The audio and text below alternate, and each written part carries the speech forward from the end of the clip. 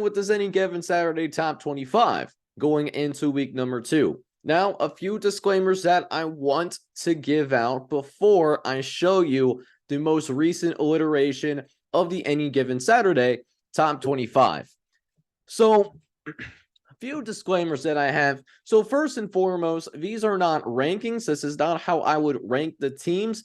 These are power ratings. Now, you're going to ask me, I know what you might be asking down in the comment section. What does that even mean? So, power ratings that's how I determine who would be favored over whom on a neutral site field if they played right now, if they played today. And I expect there's still going to be plenty of volatility, as there's very few teams that have played more than one game this season, unless you are fortunate enough to play in week number 0 and in week number 1 as well. San Jose State is a team that comes to mind right away, at least for me. We also have some teams that, while they did play last weekend, they played FCS squads, and FCS matchups are not accounted for in the model. Unless you lose to an FCS team, I don't account for what happens in those FCS games, right? So I kind of leave that by the wayside. So there's still a decent number of teams out there that are still at their preseason baseline in the power ratings. And one last thing that I did want to note, there is a difference between 12th and 13th. We're starting to see a little bit more significant of a gap there. So I'll dive into that later. We also do have 3 new teams in the top 25 that were not ranked back in week number 1. So I won't waste any more time. I'll dive right into it. You guys can read, so that I'm not going to read off every single name that you see here. North Carolina in at number 21. They were not ranked in my power rating system last week, but they proved me wrong with a convincing win over South Carolina. Their pass rush was surprisingly nasty as well, getting to Spencer Rattler 9 separate times in the game. That is just absolutely filthy. Kentucky also getting into the top 25. They're ranked number 25 in the entire country now, according to the power rating system. Took care of business against Ball State at home, performing at run about expectations, maybe a tick above, covering at the last second. But biggest change that you see here in this bottom portion of the top 25 is the Clemson Tigers. Last week, I did have Clemson ranked as the number 9 team in the country, but not only did Clemson lose as a 12.5-point favorite against the Duke Blue Devils last night, I am recording this on September 5th, Clemson got blown out by the Duke Blue Devils. And I'll have some thoughts on that later on in the show here tonight. There's a reason why I have Clemson down here, because it wasn't just that they lost. It's the way that they lost as well as why that I have Clemson down there. I still have them in my top 25 as well. There's still time for them to turn it around. But right now, not as high on Clemson as I nearly was last week. They're here at number 23. Now we go and move into the top 20. Not a lot of significant change in the top 20 as of right now. The most significant change is I do have Miami, Florida, moving up to number 18 in the country. This was a team that I did not have ranked in my power rating system in week number 1.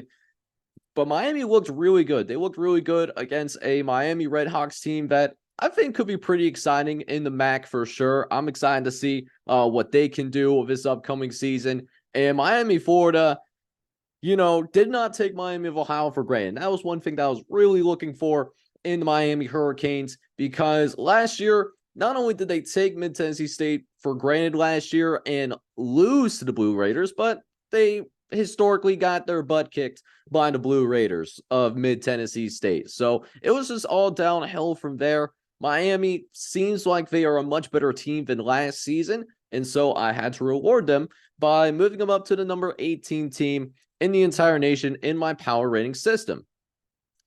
Now, we moved to 11 through 15 in my Any Given Saturday power ratings. Top 25 for week number 2. 2 big changes here. LSU, I moved down 9 spots. They were my number 6 team in the country last week. They lost convincingly to Florida State. Florida State just looked much more prepared than the Tigers, specifically in the second half. Just seemed like Mike Norvell outcoached Brian Kelly specifically in that second half. And because of that, LSU, they moved down quite a bit for me. They're now my 15th ranked team in the entire country. Still a team that has some expectations to compete for the SEC, but now a much more difficult road to make the college football playoff because they now have that early season blemish against the Florida State Seminoles. So tough road for LSU to try to climb back up, but they'll give it the old college try anyways, right? As I get a text off screen, not of the importance, but had to make sure it was the life or anything like that. Other team of note that you might notice on here is the Ohio State Buckeyes. Listen, they beat Indiana 23-3, and while I'm not as concerned about Ohio State as some other teams other people may be, I am concerned about Ohio State's offense in the long term. They, not only the obvious of that quarterback situation, know a lot of people are not sold on Kyle McCord, but I was a little bit concerned with how they had an inability at times to run the football against Indiana's defensive front. Granted, Indiana really did execute their game plan as best as they could. They played hard in their home opener, and it always is a little bit of a challenge to win in your conference action because the teams that you're playing up against tend to know you a lot better than in your non-conference slates. But Ohio State at number 11 right now, they can move back up, but they got to show me more on the offensive end. Now, we move into the top 10, and this is what my top 10 is looking like. Michigan, I did move down 8 spots as well. I didn't like that they sputtered in the second half against Eastern Carolina. Now, Michigan wasn't terrible against Eastern Carolina. They performed at about expectations. This is more about their being not as much as a gap right now in the top 10, and specifically 12 through 13, right? So I have it on this sticky note right here. Shows what my general plan for today. So Tennessee, I have ranked number 12 in the nation, and Oregon at number 13, for example. So if Tennessee were to play Oregon on a neutral site field, I have Tennessee now as a 4-point favorite, which is a little bit of a gap, granted, given how my power rating system is set up.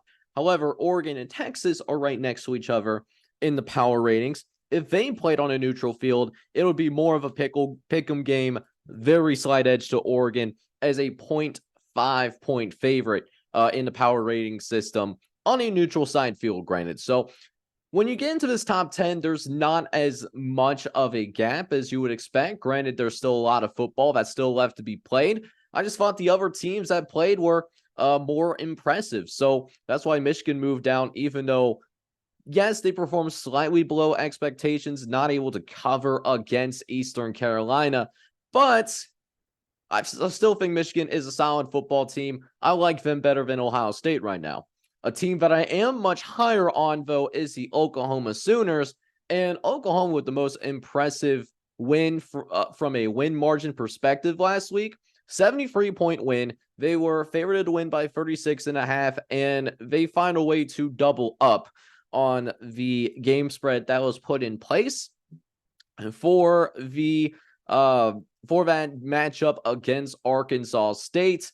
Oklahoma, therefore, moves up 13 spots. They're up to number 8 in the country. I think there is a real possibility that Dillon Gabriel, and I think Oklahoma in general, could be back to their typical selves, a type of team that is going to be competing for a college football playoff spot, Big 12 championships. That 6-7 season that Brent Venables had in his first year could be an anomaly, and it looks like, yes, even though it's Arkansas State, very promising things from the Oklahoma Sooners. They will have tougher competition from here on out, though. And finally, we jump into this top 10. And this is why I mentioned the caveat with the FCS matchup. So Georgia did play, but they played against Tennessee Martin. And they look good against Tennessee Martin. Don't get me wrong, but it's an FCS school. So it's just one of those, do you want a cookie or something? Georgia still has not played an FBS opponent, so they're still at their preseason baseline. But a little bit of other change in the top 20 of the top 5. Florida State, I had them up 7 spots to number 5. Looked really good against LSU. Neutral site game, leaning towards Florida State, but it was technically a neutral site game. Last year, it was in New Orleans. To be fair, this year it was in Orlando. I thought Florida State looked really good. Jordan Travis seems like he was definitely the real deal as well. So you love to see that. I think this team is pretty good. They play fast. They play aggressive. So I moved Florida State into the top 5 because of that. USC, their defense was improved from last week, and they still have one of the best offenses in the country. So I moved them up 6 spots to number 3. They played against Nevada, and they absolutely crushed Nevada. Washington, so there's a reason why I have Washington ranked number 1 right now. And here's the thing about Washington, okay? Do I expect Washington to be here at the end of the season at that number 1 spot in my power rating system? No, I do not expect that to happen. But Washington, they took on Boise State, and the Boise State Broncos, that is a better team than what people give them credit for. That is a team that is favored to win the Mountain West. I think it's a top 5, top 10 type of team in terms of group of 5 squads that are playing this upcoming season.